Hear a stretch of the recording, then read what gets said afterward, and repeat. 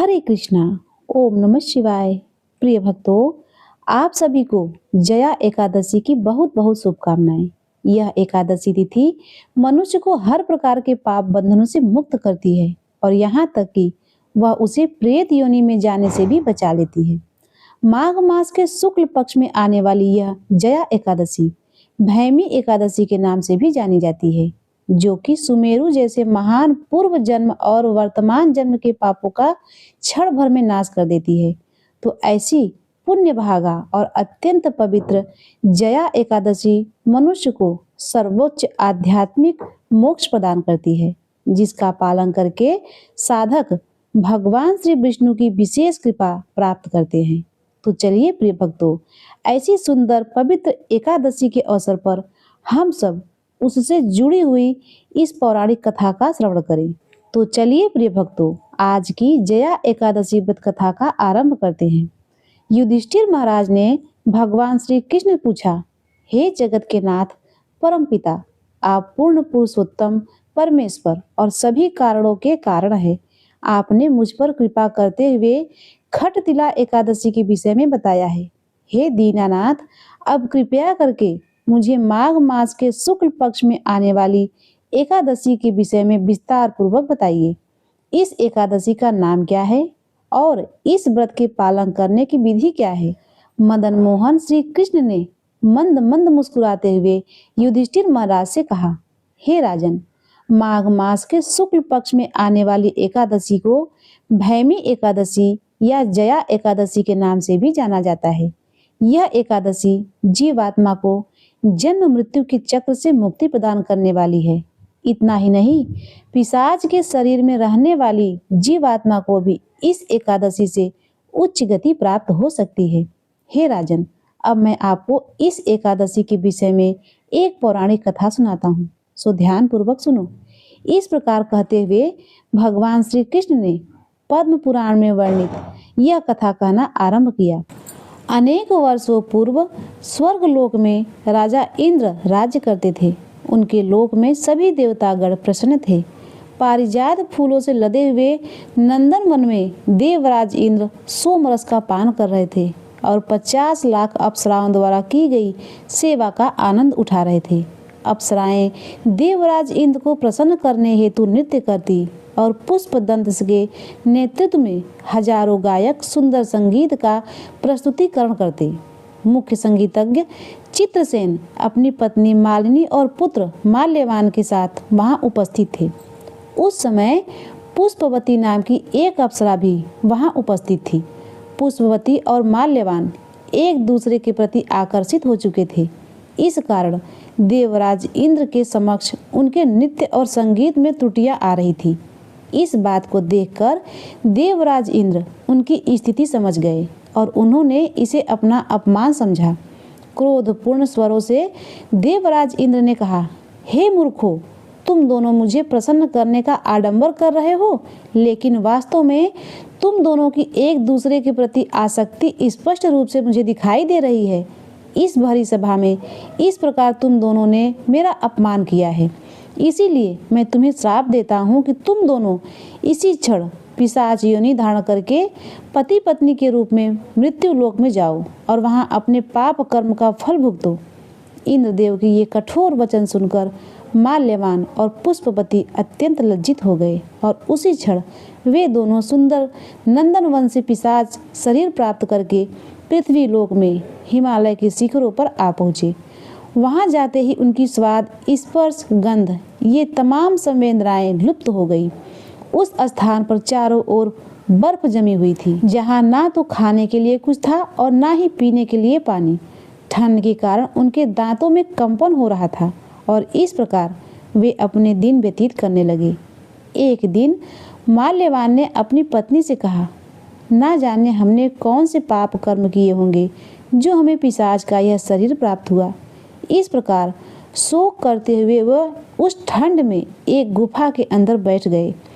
उस दिन ना तो उन्होंने कुछ खाया और ना ही पिया। शीत लहरों के कारण उन्हें रात्रि में नींद भी नहीं आई और वे संपूर्ण रात्रि के दौरान जागते रहे। सौभाग्य से वह दिन भैमी एकादशी था।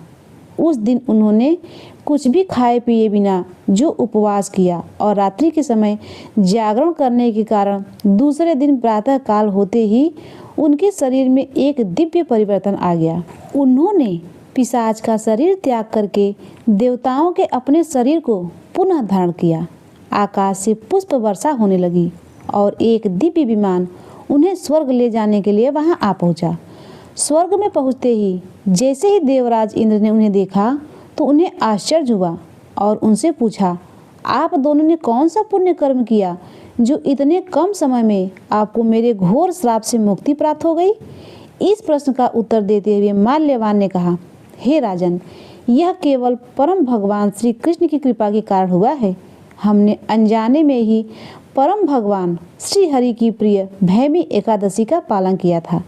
इस अज्ञात कुकृत्य के कारण ही हमें अपना दिव्य शरीर पुनः प्राप्त हो गया। यह सुनकर देवराज इंद्र बड़े ही प्रसन्न हुए और उन्होंने कहा, क्योंकि तुम दोनों ने भगवान श्री कृष्ण की भक्ति में सेवा की है, इसीलिए तुम दोनों मेरे लिए भी अब पूजनीय हो गए हो और मैं देख सकता हूँ कि अब तुम संपूर्ण रूप से शुद्ध हो चुके हो। इस प्रकार इंद्रदेव ने उन दोनों को स्वर्गलोक में पुनः स्थान प्रदान किया। इस कथा का समापन करते हुए भगवान श्री कृष्ण ने कहा, हे युधिष्ठिर महाराज, इसीलिए प्रत्येक मनुष्य को इस परम कल्याणकारी भैमी एकादशी का निष्ठा और श्रद्धा पूर्वक पालन करना चाहिए। इस दिन किया गया उपवास जीवात्मा को वैकुंठ की प्राप्ति कराता है और जो व्यक्ति भैमी एकादशी की इस कथा का श्रवण या पठन भी करता है उसे भी अग्निष्ठोम यज्ञ का फल प्राप्त होता है। तो चलिए प्रिय भक्तों, अब जानते हैं कि इस एकादशी के व्रत का पालन कैसे किया जाता है। सबसे पहले एकादशी के एक दिन पहले दशमी के दिन संध्या के बाद अन्य भोजन ग्रहण ना करें। दूसरे दिन प्रातःकाल ब्रह्म मुहूर्त में उठ जाएं और स्नान इत्यादि से नित्य कर्म से निवृत्त होकर भगवान श्री कृष्ण की मंगला आरती करें। यह आरती आप अपने घर पर या फिर नज़दीकी के मंदिर में कर सकते हैं। उसके बाद तुलसी देवी को जल अर्पण करें, उनकी 3 बार प्रतिष्ठा करें और उन्हें प्रणाम करते हुए उनके मंत्र का उच्चारण करें। उसके बाद तुलसी देवी के समक्ष आसन पर बैठकर हरे कृष्ण महामंत्र का अधिक से अधिक मात्रा में जाप करें। यह मंत्र आप सभी जानते हैं, हरे कृष्णा कृष्ण कृष्ण हरे हरे, हरे राम राम राम हरे हरे। एकादशी के दिन उपवास आप अपनी शारीरिक क्षमता के अनुसार अलग अलग प्रकार से कर सकते हैं, जैसे कि संपूर्ण निर्जल उपवास जिसमें अन्न या जल नहीं किया जाता, या फिर केवल जल के साथ, या जल दूध और फल के साथ, या फिर एकादशी प्रसाद दूध फल इत्यादि के साथ। लेकिन सबसे महत्वपूर्ण बात यह है कि इस दिन किसी भी प्रकार का अन्न नहीं खाना चाहिए। गेहूं, चावल, दाल, फलियां इत्यादि का भोजन में प्रयोग बिल्कुल भी न करें।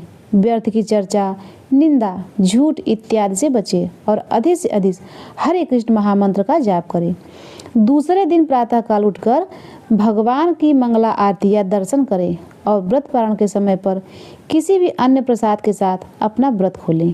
इस दिन यदि संभव हो तो वैष्णवों या ब्राह्मणों को दान भी देना चाहिए। तो चलिए प्रिय भक्तों, श्री कृष्ण को हम अपने जीवन में आमंत्रित करते हैं। हरे कृष्णा। प्रिय भक्तों, अब आइए सुनते हैं एकादशी माता की आरती। ओम जय एकादशी, जय एकादशी, जय एकादशी माता। विष्णु पूजा व्रत को धारण कर शक्ति मुक्ति पाता। ओम जय एकादशी, जय एकादशी, जय एकादशी माता। तेरे नाम गिनाऊं देवी, भक्ति प्रदान करनी। गुण गौरव की देवी माता, शास्त्रों में वर्णी। ओम जय एकादशी, जय एकादशी, जय एकादशी माता। विष्णु पूजा व्रत को धारण कर शक्ति मुक्ति पाता। मार्गशीर्ष के कृष्ण पक्ष में उत्पन्ना होती, शुक्ल पक्ष में मोक्षदायिनी पापों को धोती। ओम जय एकादशी, जय एकादशी, जय एकादशी माता। विष्णु पूजा व्रत को धारण कर शक्ति मुक्ति पाता। पौष मास के कृष्ण पक्ष को सफला नाम कहे। शुक्ल पक्ष में होए पुत्रदा आनंद अधिक रहे। ओम जय एकादशी, जय एकादशी, जय एकादशी माता। विष्णु पूजा व्रत को धारण कर शक्ति मुक्ति पाता। विजया फाल्गुन कृष्ण पक्ष में शुक्ला आम्ल की। पाप मोचनी कृष्ण पक्ष में चैत्र माहस बल की। ओम जय एकादशी, जय एकादशी, जय एकादशी माता। विष्णु पूजा व्रत को धारण कर शक्ति मुक्ति पाता। चैत्र शुक्ल में नाम कामदा धन देने वाली।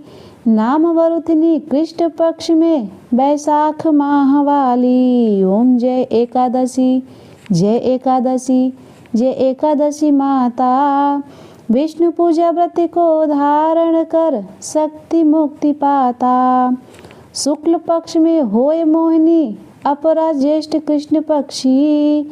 नाम निर्जला सब सुख करनी शुक्ल पक्ष धरनी। ओम जय एकादशी, जय एकादशी, जय एकादशी माता। विष्णु पूजा व्रत को धारण कर शक्ति मुक्ति पाता। योगिनी नाम आषाढ़ में जानो कृष्ण पक्ष वरनी। देवसैनी नाम कहावे शुक्ल पक्ष धरनी। ओम जय एकादशी, जय एकादशी, जय एकादशी माता। विष्णु पूजा व्रत को धारण कर शक्ति मुक्ति पाता। कामिका श्रावण मास में आवे कृष्ण पक्ष कहिए। श्रावण शुक्ल होए पुत्रदा आनंद से रहिए। ओम जय एकादशी, जय एकादशी, जय एकादशी माता। विष्णु पूजा व्रत को धारण कर शक्ति मुक्ति पाता।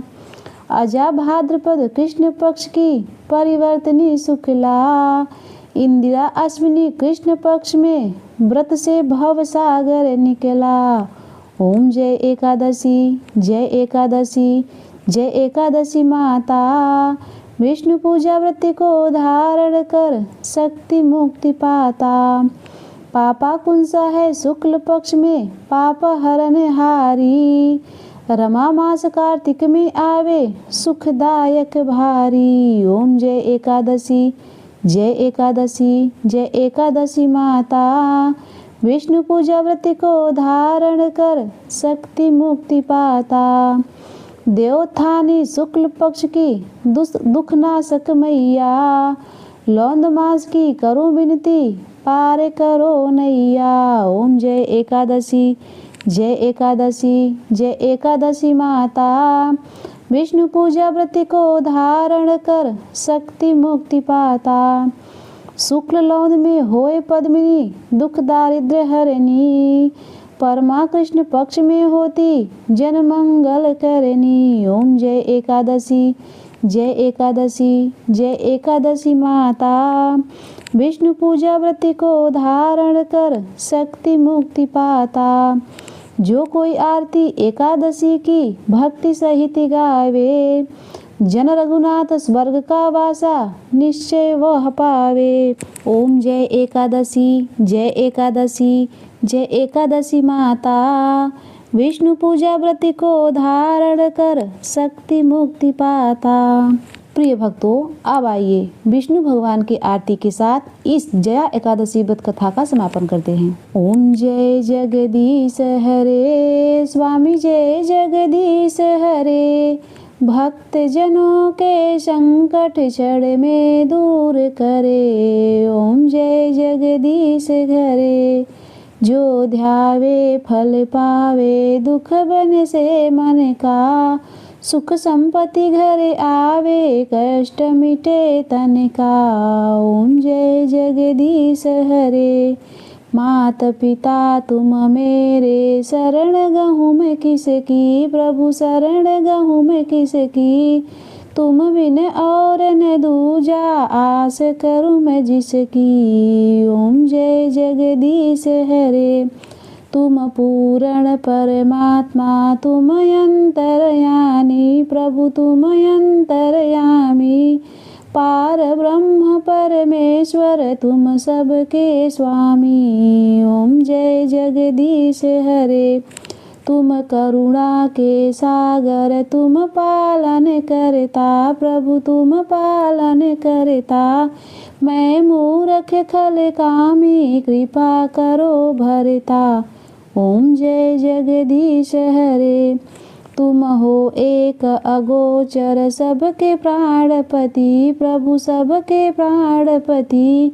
किस विध मिलूं दया में तुमको मैं कुमति। ओम जय जगदीश हरे। दीन बंधु दुख हरता तुम रक्षक मेरे प्रभु तुम रक्षक मेरे। करुणा हस्त बढ़ाओ द्वार पड़ा तेरे। ओम जय जगदीश हरे। विषय विकार मिटाओ पाप हरो देवा प्रभु पाप हरो देवा। श्रद्धा भक्ति बढ़ाओ संतन की सेवा। ओम जय जगदीश हरे। श्री जय जगदीश जी की आरती जो कोई नर गावे प्रभु जो कोई नर गावे। कहत शिवानंद स्वामी सुख संपत्ति पावे। ओम जय जगदीश हरे। ओम जय जगदीश हरे। स्वामी जय जगदीश हरे। भक्त जनों के संकट क्षण में दूर करे। ओम जय जगदीश हरे। तो एक बार प्रेम से बोलिए ओम नमो भगवते वासुदेवाय नमः। हरे कृष्णा। ओम नमः शिवाय।